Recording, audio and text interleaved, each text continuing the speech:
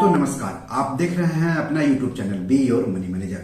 दोस्तों, be your money manager के एक दर्शक ने अपना सुकन्या समृद्धि खाता अचानक से फ्रीज होने या बंद होने की बात कही है।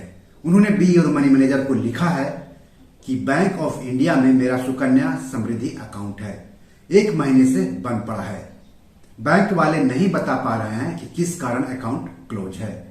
हेड ऑफिस से टेक्निकल इश्यू बता रहे हैं। क्या करें? कोई हेल्पलाइन नंबर बताएं। इस शिकायत का स्क्रीनशॉट आप अपने स्क्रीन पर देख सकते हैं। दोस्तों, कई ऐसी खबरें मिल रही है जिसमें कहा जा रहा है कि सुकन्या समृद्धि खाते को अचानक से फ्रीज किया जा रहा है या फिर बंद किया जा रहा है। तो क्या आपका भी खाता बंद कर दिया गया है या फ्रीज कर दिया गया है? तो आपको परेशान होने की जरूरत नहीं है। इस एपिसोड को शुरू से लेकर के अंत तक देखिए। इसमें हम आपको बताएंगे कि खाते को फ्रीज होने से कैसे रोके, अगर फ्रीज हो गया है खाता तो क्या करें, और सुकन्या समृद्धि योजना की खास खास बातों के बारे में भी हम आपको बताएंगे। तो चलिए आगे बढ़ते हैं। तो दोस्तों, केंद्रीय सरकार बेटियों के भविष्य को सुरक्षित करने के लिए कई योजनाएं चलाती है। उसी में से एक योजना है सुकन्या समृद्धि खाता। इस योजना के तहत बेटी के नाम अकाउंट खोलना होता है और हर साल निश्चित रकम जमा करना होता है अकाउंट चालू रखने के लिए मैच्योरिटी तक। अभी के नियम के मुताबिक कम से कम 250 रुपए और अधिक से अधिक 1.5 लाख रुपए सुकन्या समृद्धि खाते में जमा करने होते हैं हर साल। इस योजना के तहत खाते पर भारी भरकम ब्याज भी दिया जाता है। अगर आप जुलाई से लेकर के सितंबर 2023 तक खाता खुलवाते हैं तो मैच्योरिटी तक आपको 8% हर साल ब्याज दिया जाएगा। आपके पूरे पैसे का भुगतान यानी ब्याज और मूलधन का भुगतान मैच्योरिटी के समय आपको दिया जाएगा। लेकिन कई बार मैच्योरिटी से पहले ही कई लोगों के खाते फ्रीज हो जाते हैं या फिर बंद हो जाते हैं। तो ऐसा क्यों होता है? ऐसा अगर हो गया तो उसे दोबारा चालू करने के लिए क्या करें, ये सब जान लीजिए। तो जो लोग सुकन्या समृद्धि अकाउंट में निवेश करते हैं या निवेश करने जा रहे हैं, उन्हें मालूम होना चाहिए कि सरकार ने आधार और पैन को लिंक करना अनिवार्य कर दिया है। अगर आप लिंक नहीं करते हैं तो अकाउंट फ्रीज होने की खबर सामने आ सकती है। इसके अलावा वित्त मंत्रालय ने एक नोटिफिकेशन जारी कर कहा था कि निवेश के लिए अकाउंट खोलते वक्त पैन या फॉर्म 60 जमा करना जरूरी है। तो अगर आपने पैन या फॉर्म 60 जमा नहीं किया है तो हो सकता है अकाउंट आपका फ्रीज किया जा सके। इस योजना के तहत जिन लोगों ने भी खाता खुलवाया है उन्हें 31 मार्च के बाद आधार और पैन संबंधित जानकारी डाकघर में या संबंधित बैंक में जमा कर लिंक कराना अनिवार्य है। आधार और पैन जमा करने की अंतिम तिथि सितंबर 2023 है।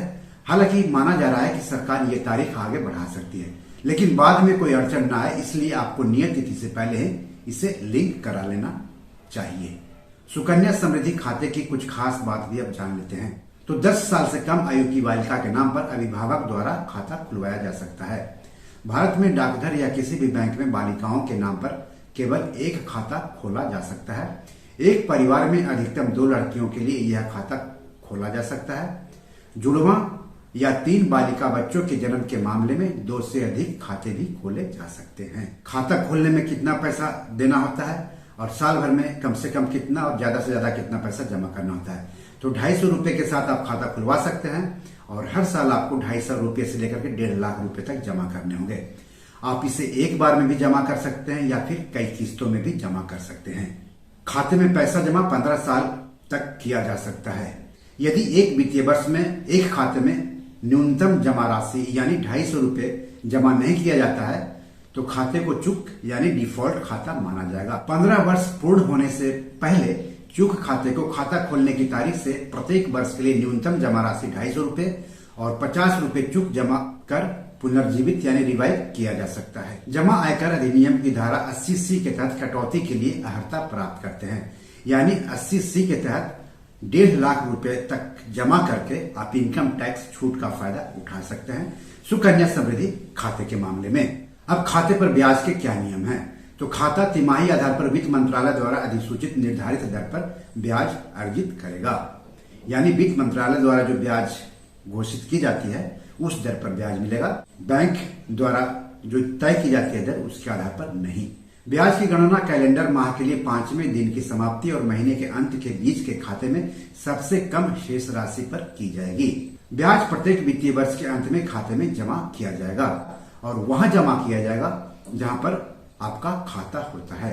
अर्जित ब्याज आयकर अधिनियम के तहत कर मुक्त है, यानी जो आपको ब्याज मिलेगा उस पर भी टैक्स नहीं लगेगा। अब खाता संचालन के क्या नियम है? तो अगर बालिका 18 साल तक की उम्र की होती है तो अभिभावक संचालित करता है, और अगर बालिका की उम्र 18 साल से अधिक हो जाए तो बालिका खुद संचालित कर सकती है। अब खाता से पैसा निकालने के क्या नियम है? तो 18 साल की आयु प्राप्त करने या 10वीं कक्षा उत्तीर्ण करने के बाद खाते से निकासी लिया जा सकता है, यानी पैसे निकाला जा सकता है।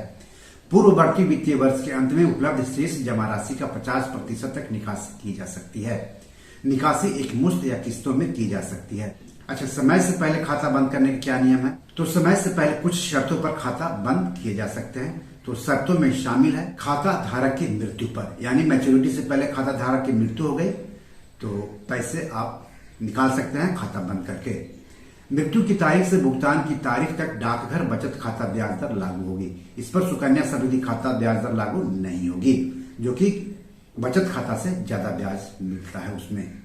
अति आवश्यक अनुकंपा के आधार पर भी मैच्योरिटी से पहले खाता बंद किया जा सकता है, जिसमें कि पहला है खाता धारक को जीवन के खतरे वाली बीमारी होने पर। दूसरा है अभिभावक की मृत्यु जिसके द्वारा खाता संचालित किया गया। खाते को समय से पहले बंद करने के लिए संबंधित डाकघर में पासबुक के साथ निर्धारित आवेदन पत्र जमा करना होगा। मैच्योरिटी पर खाता बंद करने के क्या नियम है? तो खाता खोलने की तारीख से 21 साल बाद बंद कर सकते हैं, या फिर 18 वर्ष की आयु प्राप्त करने के बाद लड़के की शादी के समय बंद कर सकते हैं। शादी की तारीख से 1 महीने पहले या 3 महीने बाद। दोस्तों, कई बार लोग बेटी के नाम पर सुकन्या समृद्धि खाता खुलवा तो लेते हैं, लेकिन किसी वजह से उसमें पैसा डालना भूल जाते हैं। इस स्थिति में यह खाता निष्क्रिय हो जाता है, लेकिन इसके लिए परेशान होने की जरूरत नहीं है। इसे आसानी से दोबारा एक्टिवेट कराया जा सकता है। यहाँ जानते हैं कैसे।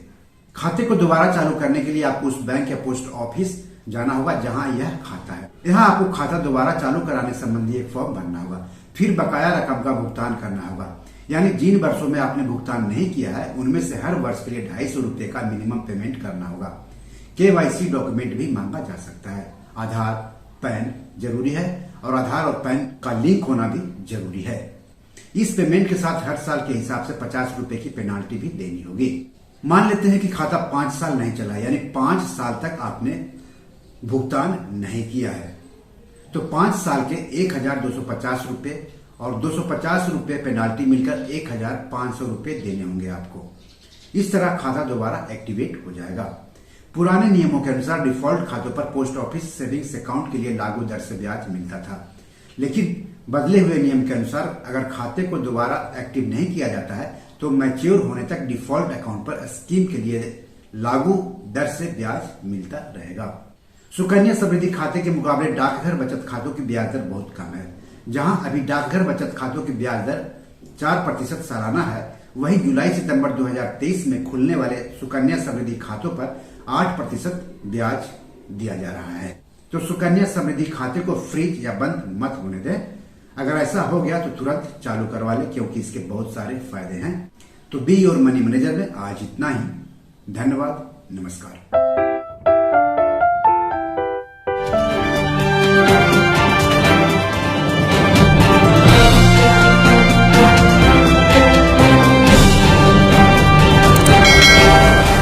दोस्तों, ये मेरी 7 किताब है जो कि amazon.com पर पब्लिश है। आप इसे डाउनलोड करके पढ़ सकते हैं। इन किताबों के लिंक्स इस वीडियो के डिस्क्रिप्शन में दिए हुए हैं। इन 7 किताबों में से 5 किताब मनी मैनेजमेंट पर है, यानी पैसा निवेश करके अधिक पैसा कैसे कमाएं पर आधारित है।